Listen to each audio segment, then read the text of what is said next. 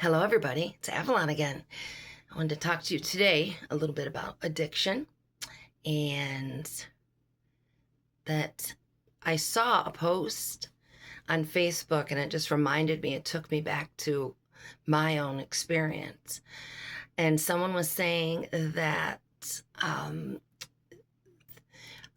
a person that is on drugs, they'll say, well, at least I'm not on heroin, or at least I'm not shooting up. At least I may drink, but at least I don't do drugs.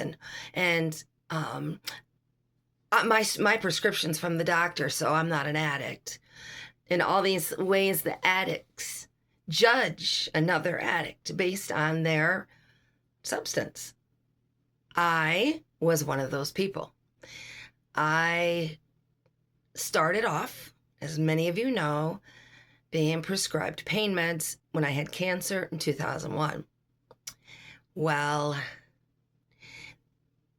they hit me like a wave of the most beautiful thing I've ever felt in my life. I had taken pain medication in the past, like they've given me for my C-sections and different things like that, but I don't ever remember like it hitting me like this time. Having big bottles of pills given to me, morphine, and for breakthrough pain, uh, Vicodin. And so I started taking the pills, and I started taking more and more and more and more.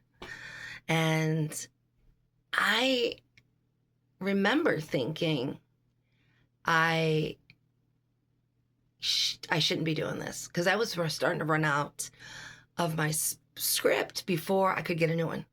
And so I knew that there was an issue, but it wasn't like, so I would say, well, at least they are from my doctor. At least I'm not, smoking crack and doing heroin and all. I would never do that. Never. Oh my gosh, that's just so terrible. I remember I found a needle in a parking lot once, and I called the police to have them come get it. I was so mortified.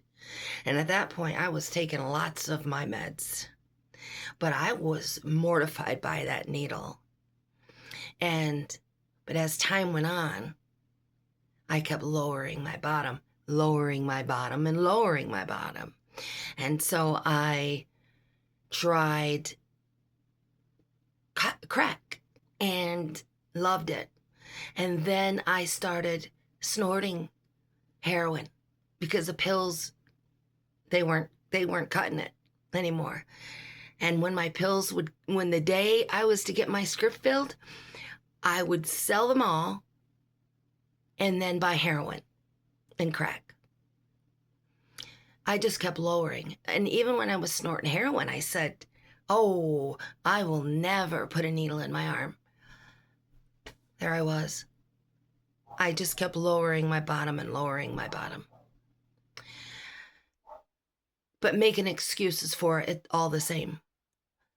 Everybody around me could tell, but I denied. And that's what we do as addicts. We deny. Alcoholics hide their liquor bottles under the bathroom sink or out in the garage or wherever. But they deny. I got this. I got control of this. I got control of this. And what if standing back, if I would have looked at myself, I would have noticed how I was falling into a bottomless pit. It's like when we're in it, we do not see how bad it is really, because we make excuses for it. And then our minds just start minimizing it. And it is just baffling when I look back at the things that I did. I never would have thought that I would have ended up doing the things that I did for my addiction. And in the time, it didn't seem that bad to me, because I didn't like start off, oh, let me go sell my ass for heroin. It doesn't start that way. It starts off small and gradually you work your way down and you just don't, and you don't realize when you're in it that you're falling. And before you know it, you're selling all your possessions. That's what I did. I started doing bath salts. I was smoking crack. I was shooting heroin. I sold all my possessions, my furniture that I worked so hard to get. I let it go for some outrageous price to some furniture dealer down the street, and my house was becoming empty because all I needed was my drugs. So we all have done it, and it's just so, when I look back, I'm like, I can't believe it. I'm ashamed, and I don't even want to say some of the things that I did, because to me it's still shameful. It's still hard to say. But if you've been in the lifestyle for any amount of time, you probably know. All right. So another thing I want to talk to you guys about is the new kratom bans. I had them written down. I don't know what I did with them. All right. So we have new kratom bans: Tennessee, Michigan, I believe, Iowa, Kansas.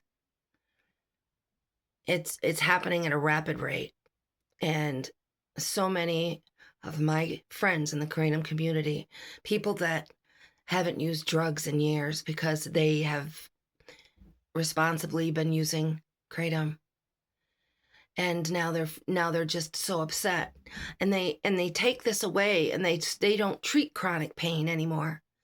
If you have chronic pain, you're screwed, because you can't even get a tramadol, because now tramadol's a horrible thing. So instead of banning the extracts, they ban all of it. And they're putting these bans inside of other bills and not saying anything. And they pass the bill, and now kratom's illegal in that state. It is a witch hunt. And people leaving comments under my videos, oh, you're just lying to yourself. I've been using kratom for 9 years now. When I was in active addiction, I lost everything. I have been using kratom for nine out of the 11 years that I've been in recovery. I haven't had a needle in my arm. My credit score is wonderful. I have jewelry. I have works of art that I love. I have money to buy little things that I want, and I'm not acting. I'm not in the lifestyle in active addiction. Kratom has done that for me. So because you can't handle it, or whatever your issue was, I don't know, or you were using the extracts, or using kratom plus other things, you jump on other people because you weren't responsible with it. If you're responsible with it, it is marvelous. If it wasn't for kratom, I would be in so much pain. I'm in pain, but nothing like I would be if I didn't have kratom. When I'm craving opiates, when I'm craving heroin, I take a couple teaspoons of kratom, and that passes. Doesn't make me high. It helps with the cravings. So if you could just write to your congressman, your representatives, call them, leave messages, email them, and let your voice be heard. If kratom has been there for you and it's changed your life, helped you change your life, along with recovery principles, along with support. Um, it's wonderful. So please reach out and help us fight this. Try to reverse these bans. Try to stop this. I have stocked up. I went into debt to stock up on Kratom. I'm in New York. So I don't see that it's in danger right now. It's not on the endangered list. That could change tomorrow. So I've been reaching out. I've been making phone calls and sending emails, trying to do my part. Please do the same. Brightest blessings and God is blessed.